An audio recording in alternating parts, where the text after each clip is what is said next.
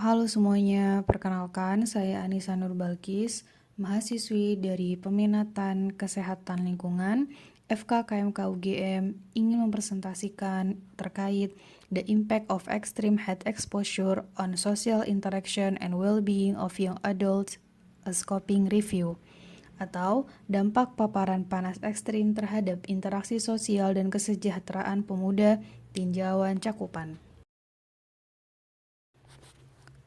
Latar belakang scoping review ini yaitu, studi terbaru menunjukkan bahwa di banyak negara tropis yang lebih miskin, terutama di Afrika dan Asia, populasi muda mendominasi tenaga kerja manual dan luar ruangan. Analisis selama 20 tahun dari 1998 sampai 2019 mengungkapkan bahwa bagi individu di bawah 35 tahun mengalami kematian akibat panas 2,6 kali lebih tinggi dibandingkan dingin. Secara keseluruhan, 75% kematian terkait panas dalam sejarah terjadi pada individu di bawah 35 tahun. Perubahan iklim telah meningkatkan suhu global secara signifikan, sehingga menimbulkan dampak tak hanya pada kesehatan fisik tapi aspek psikososial, terutama pemuda yang beraktivitas di luar ruangan. Paparan panas ekstrim berpengaruh pada kenyamanan, termal, suasana hati, dan kualitas interaksi sosial mereka. Tujuan scoping review ini yang pertama, bagaimana paparan panas ekstrim mempengaruhi interaksi sosial pada pemuda atau remaja atau dewasa muda. Yang kedua, bagaimana dampak paparan panas terhadap mental, emosional, dan fisik pada pemuda atau remaja atau dewasa muda. Penelitian ini menggunakan metode scoping review. Database yang digunakan berasal dari Scopus, PubMed, dan juga Google Scholar. Dari database tersebut mendapatkan 206 artikel yang kemudian di-screening dan menghasilkan 5 artikel untuk dianalisis. Aplikasi yang membantu screening yaitu Ryan. Ryan merupakan platform berbasis web untuk memfasilitasi seleksi studi scoping review dan juga systematic review. Kriteria inklusi metode scoping review ini terdiri dari usia remaja atau pemuda atau dewasa. Kedua, fokus pada interaksi sosial atau kesejahteraan. Ketiga, studi kuantitatif ataupun kualitatif yang dipublikasikan dari tahun 2014 sampai 2025.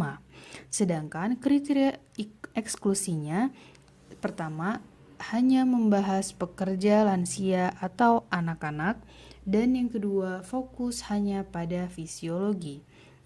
Kemudian, kata kunci yang digunakan dalam metode ini ada extreme head stress, social interaction, well-being, young adults, heat exposure, dan juga climate change.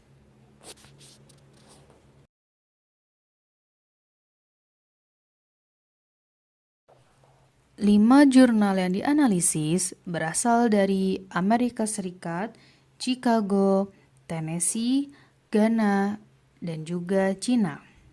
Metode yang digunakan dalam 5 jurnal tersebut ada berbagai macam, yaitu observational dan field study, ecological momentary assessment, studi eksploratif, studi cohort observational prospektif, dan juga cross-sectional survey. Sedangkan untuk populasinya itu terdiri dari 4 populasi. Yang pertama, remaja yaitu kurang dari 16 tahun, pemuda dengan kisaran umur 16 sampai 30 tahun, dewasa 40 sampai 59 tahun, dan juga lansia yang berumur lebih dari 60 tahun. Hasil analisis 5 jurnal tersebut menghasilkan 4 poin penting. Yang pertama ada kerentanan populasi terhadap suhu, kedua, persepsi panas dan kenyamanan termal, ketiga, strategi adaptasi terhadap suhu panas, dan juga dampak suhu ekstrim terhadap kesehatan dan mental. Diskusi pembahasan Pada penelitian ini menghasilkan beberapa topik. Yang pertama, fungsi kognitif menurun saat heatwave. Studi observasional selama heatwave di Amerika Serikat ditemukan bahwa remaja yang tinggal di bangunan tanpa AC mengalami penurunan kemampuan dalam memproses informasi dan memori kerja.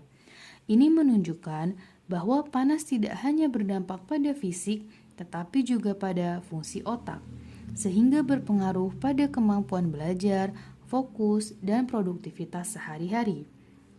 Topik yang kedua, remaja terpapar panas lebih tinggi dari yang tercatat.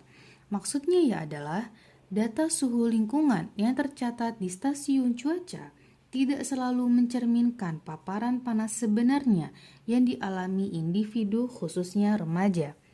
Remaja sering beraktivitas di luar ruangan atau berada di ruangan dalam rumah yang tidak sama kondisinya dengan tempat pengukuran suhu.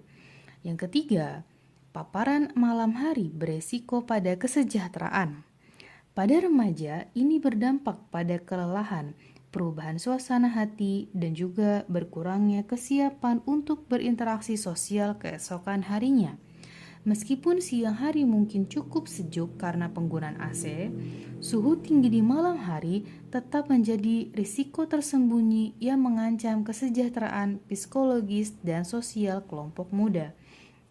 Topik pembahasan yang terakhir yaitu kenyamanan termal memengaruhi emosi dan interaksi sosial. Beberapa penelitian menemukan bahwa ketidaknyamanan akibat suhu panas berkaitan dengan peningkatan emosi negatif seperti iritasi, stres, dan juga kelelahan. Emosi negatif ini dapat mengurangi keinginan individu untuk berinteraksi atau bersosialisasi.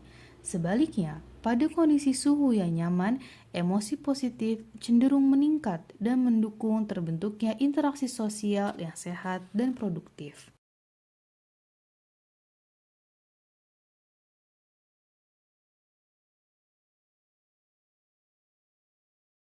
Dari kegiatan scoping review ini, peneliti mendapatkan adanya gap penelitian. Yang pertama, penelitian tentang interaksi sosial masih sangat minim. Sangat sedikit penelitian secara khusus mengeksplorasi bagaimana panas ekstrim memengaruhi kualitas interaksi sosial, seperti seberapa sering remaja atau dewasa muda berinteraksi dengan teman atau keluarga. Apakah mereka cenderung mengisolasi diri saat cuaca panas atau bagaimana suhu tinggi berdampak pada dinamika sosial di lingkungan perkotaan? Ini menjadi celah penting yang belum banyak dijelajahi. Yang kedua, fokus riset dominan pada aspek fisiologis. Banyak studi cenderung menitikberatkan pada respon fisiologis tubuh terhadap panas. Misalnya, perubahan detak jantung, suhu tubuh inti, penurunan kapasitas paru-paru, atau dehidrasi. Walaupun temuan ini sangat penting, riset semacam ini belum menjawab secara komprehensif bagaimana dampak panas berinteraksi dengan aspek sosial emosional seperti rasa nyaman, stres sosial, atau kebiasaan bersosialisasi. Yang ketiga, belum banyak studi di kawasan tropis. Kawasan tropis, termasuk Indonesia, mengalami suhu tinggi sepanjang tahun dan beresiko tinggi terhadap paparan panas ekstrim, terlebih di lingkungan urban yang padat. Sayangnya, sebagian besar studi yang ditemukan dalam review ini masih berlokasi di negara-negara subtropis seperti Amerika Serikat atau Eropa.